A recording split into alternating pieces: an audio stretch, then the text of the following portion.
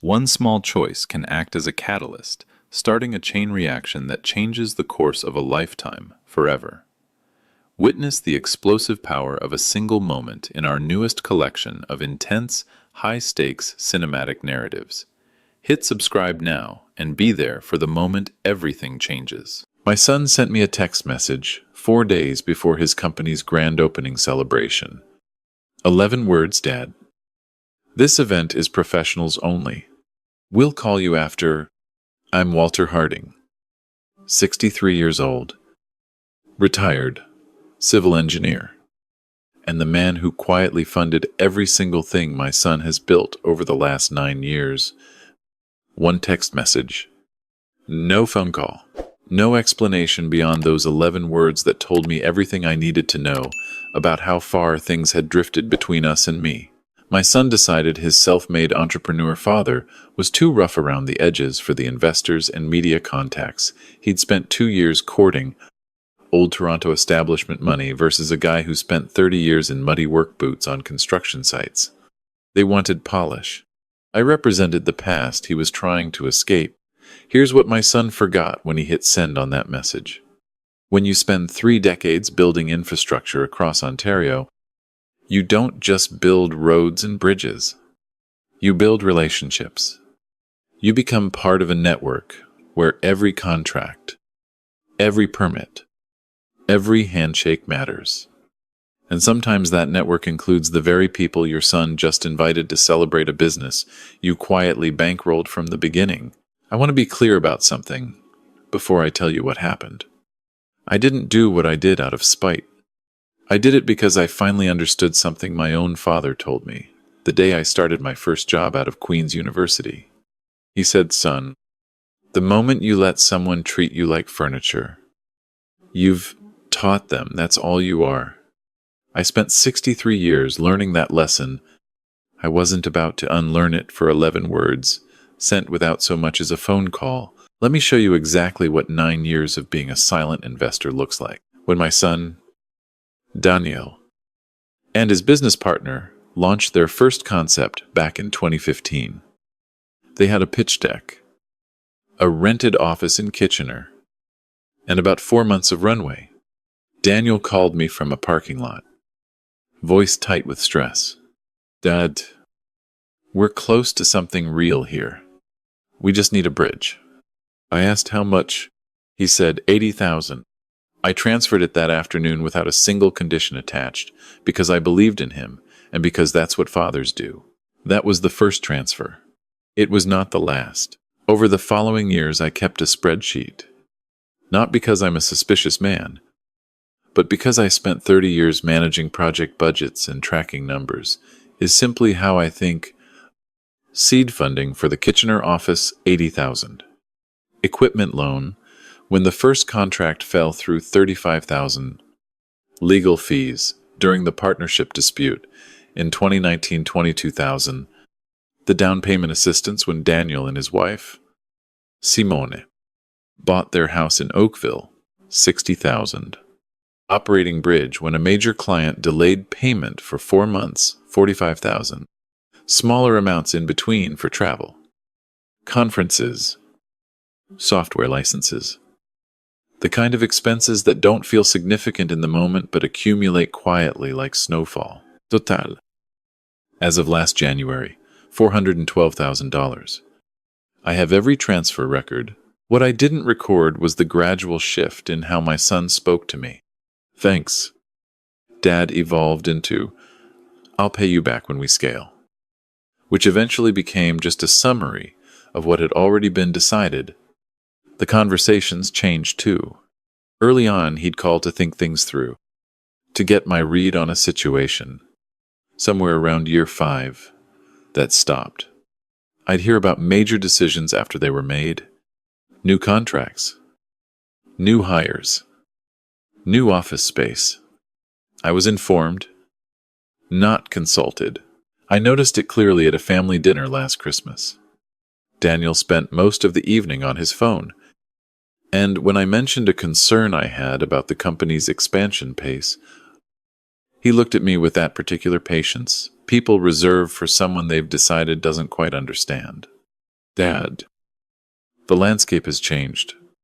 This isn't civil engineering. I smiled and let it go, because that's what I'd always done. The real shift happened when Daniel's business partner, a man named Craig, brought in a group of outside investors earlier this year. Suddenly there were people around my son who wore expensive watches and talked about optics and brand positioning.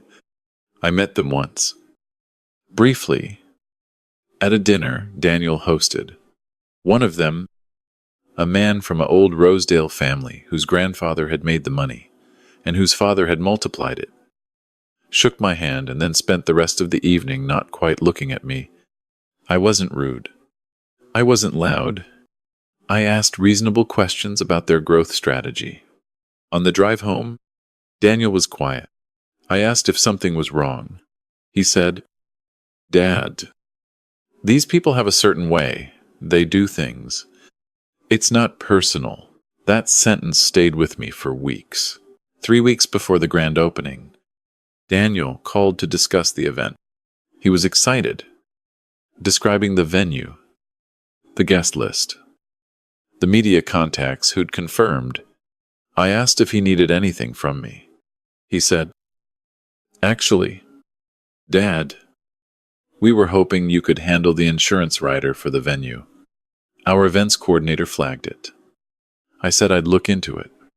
I found a policy, arranged the paperwork, paid the premium, $1,400. I didn't mention it again.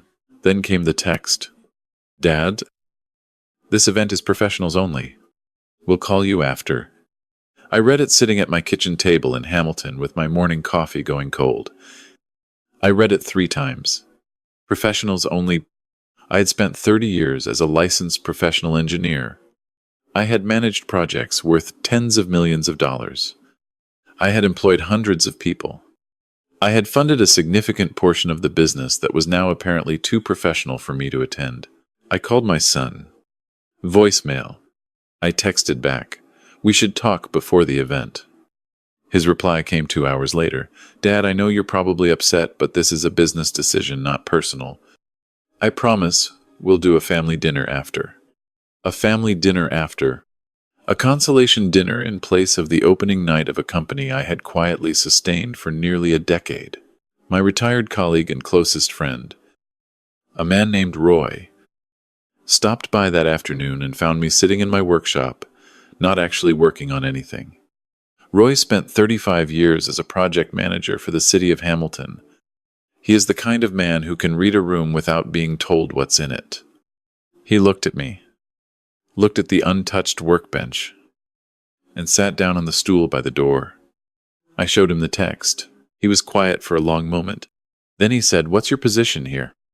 Walt meaning legally, financially, structurally. What do you actually control? I told him I'd been a silent supporter with no formal agreements. Just transfers. Roy shook his head slowly, not judging me, just taking stock. He said, "So you're a patron, not a partner?" I said that was about right. He said, "And the venue for this event, do you know anything about it?" I did. As it happened, the venue Daniel had chosen for the grand opening was a restored heritage building in downtown Hamilton called the Barton Room. I knew it well.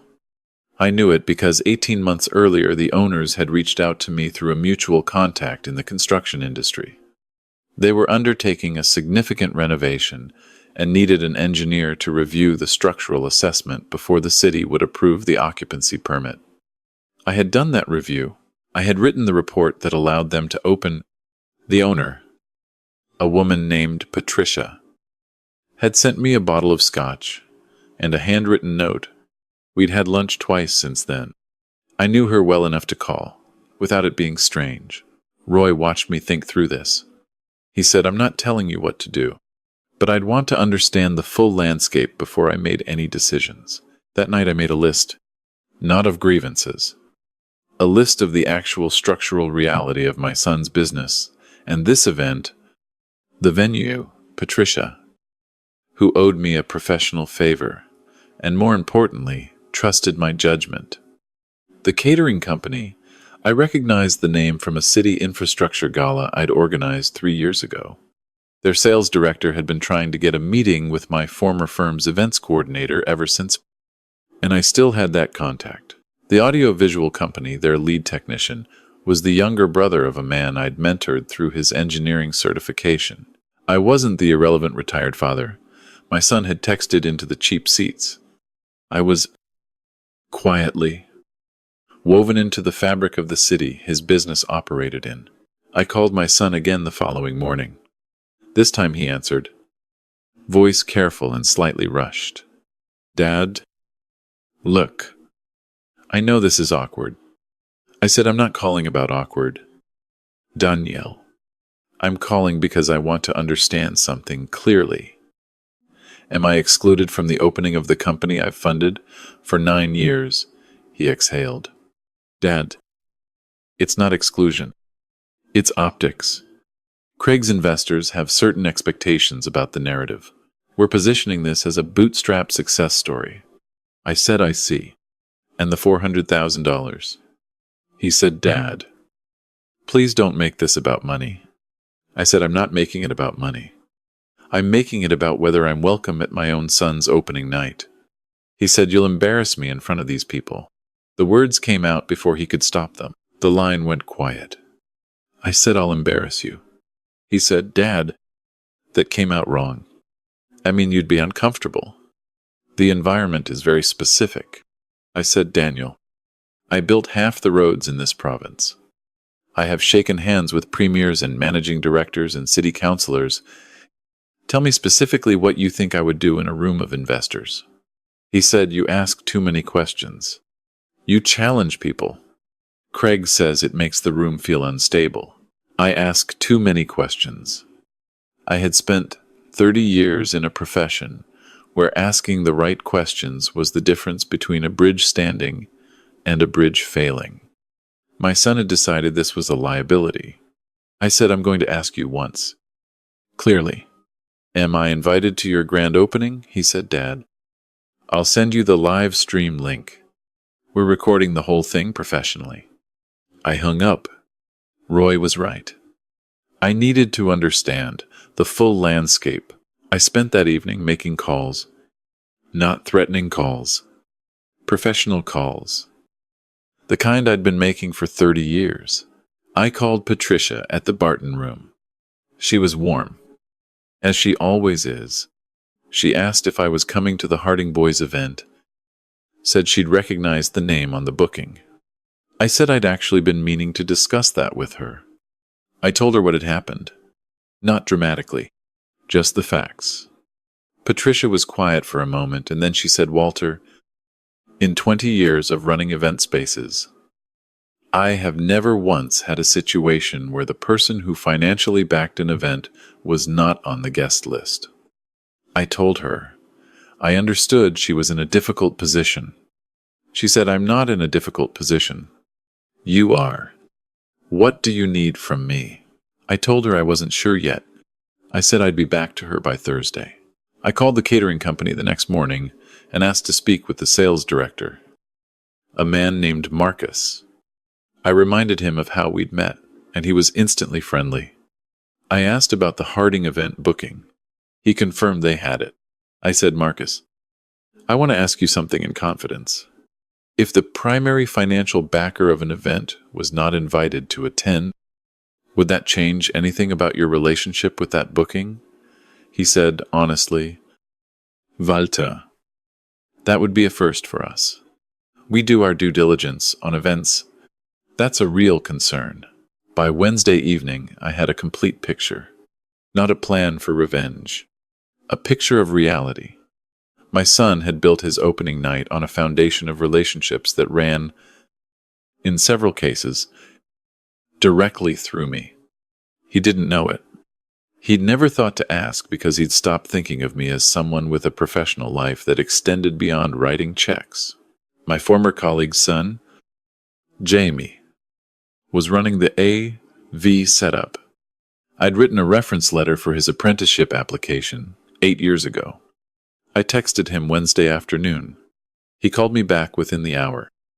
said he'd heard something about my situation through the industry grapevine and felt terrible. Thursday morning, I called Daniel one final time. He answered on the second ring, voice already defensive. I said, I'm not calling to argue. I want to ask you one question and I want a straight answer. He said, okay. I said, knowing everything you know, do you want your father at your grand opening or not? He was quiet for 10 seconds. Then, Dad, Craig's investors have already been told a certain story.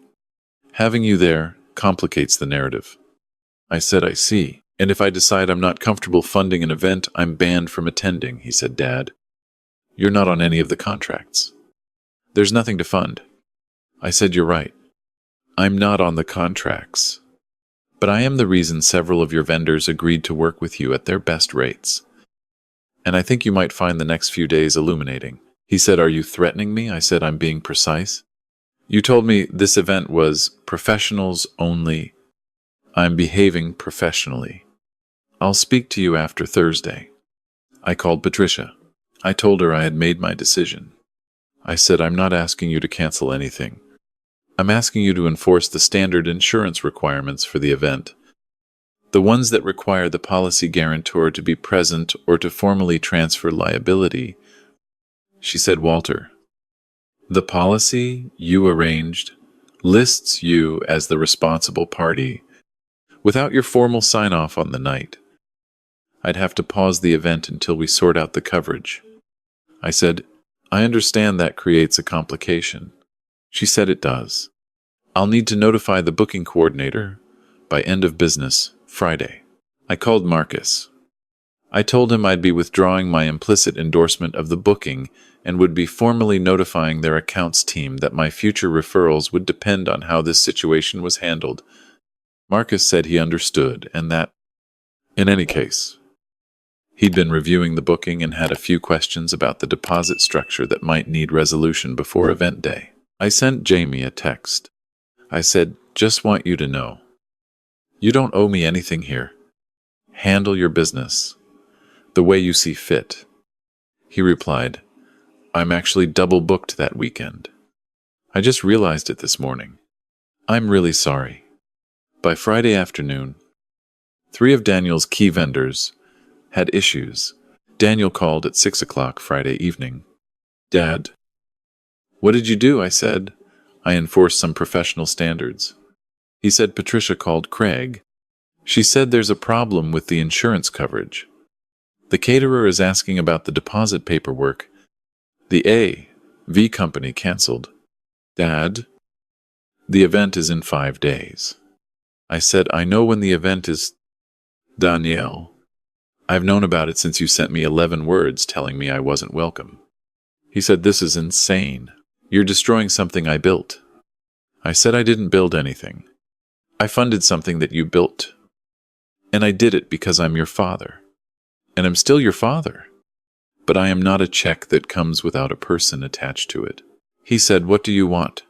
I said, I want to attend my son's grand opening. He was quiet. Then Craig's people are expecting a specific narrative. I said, Daniel, I'm asking you for the last time. Do you want your father there or not?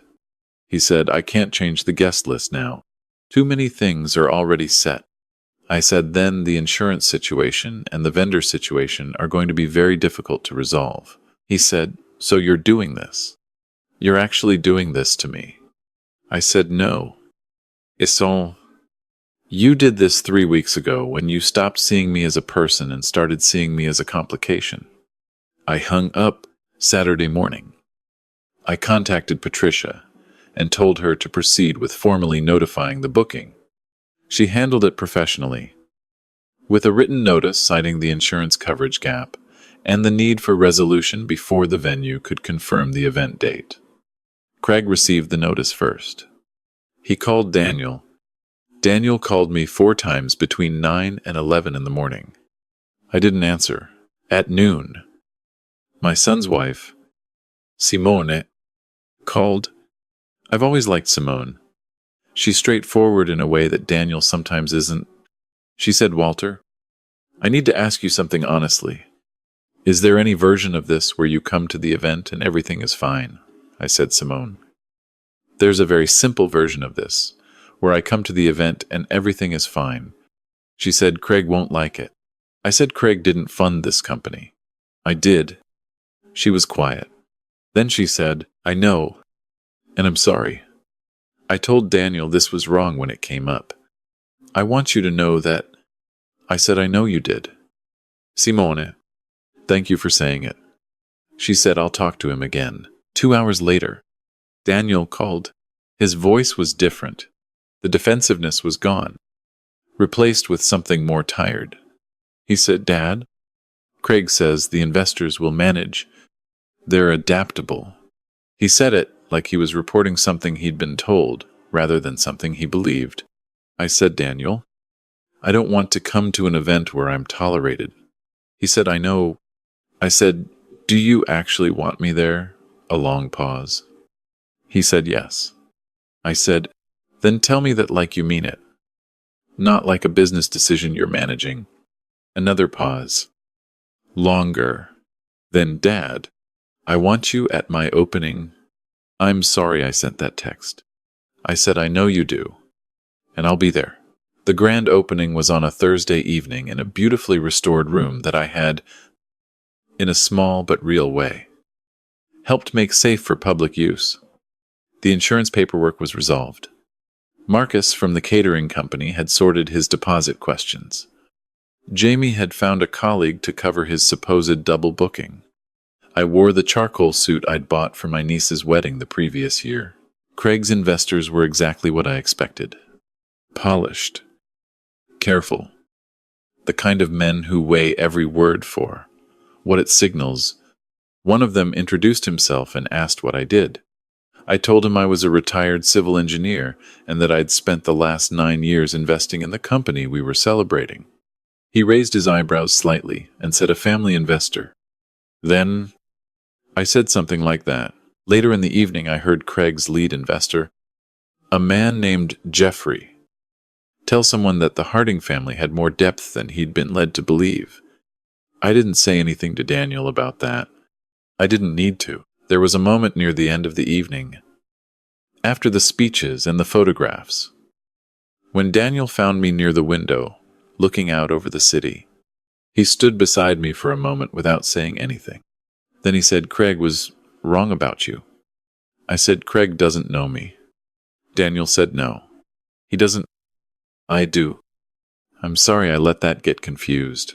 I looked at my son, 63 years old, and tired in a way that had nothing to do with the hour.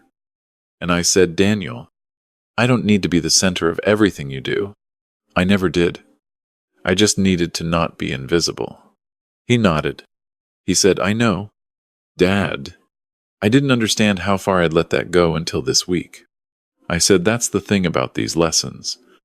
They're only useful if they stick. He asked if I wanted to say a few words to the room. I said no. This was his night. I was there as his father, not as a credential. We drove home separately. He texted me from his car, thank you for not walking away. I replied, that's not what fathers do. 3 weeks later, Daniel called me on a Sunday morning, not with a question about money or a problem to solve. Just to talk. He told me about a setback with a new client, asked my read on how to handle it. I told him what I thought. He didn't agree with all of it, but he listened. That was new. Or rather, it was old again. I've had time to think about what happened and what it means. My son had spent years operating inside a world that told him certain things about success, about image, about what it meant to have arrived. I don't entirely blame him for absorbing those messages. The Craigs of the world are persuasive, but there's a difference between adapting to a new environment and abandoning the people who carried you into it. I am not interested in being a ghost in my son's story. I funded his beginning. I want to be present for what comes next, not as a silent bankroll. As his father, that requires respect from both sides. I know my own work in this. I should have been clearer earlier. Set terms earlier. been a person rather than a resource, long before 11 words on a Thursday morning forced the conversation. But here is what I know, and what I told my son the day we finally sat down properly and talked through all of it over bad coffee at the kitchen table. Support without respect is not generosity. It is a habit that teaches both people the wrong things. The moment you accept being invisible, you become invisible. And the moment you require to be seen, you find out very quickly what the relationship is actually made of. Mine, as it turned out, was made of something worth keeping. It just needed the stress test to prove it. There are no simple lessons in this kind of thing. Anyone who tells you the answer is just to cut your children off and walk away doesn't understand what it costs to do either. The answer is somewhere harder than that. It's in the conversation you should have had 3 years earlier. In the expectation you should have named instead of swallowed. In the moment you looked at the text message and understood, finally, that being generous and being a doormat are not the same thing. My father was right. The moment you let someone treat you like furniture, you've taught them that's all you are. I spent one very difficult week refusing to be furniture. It turned out to be one of the most important things I've done,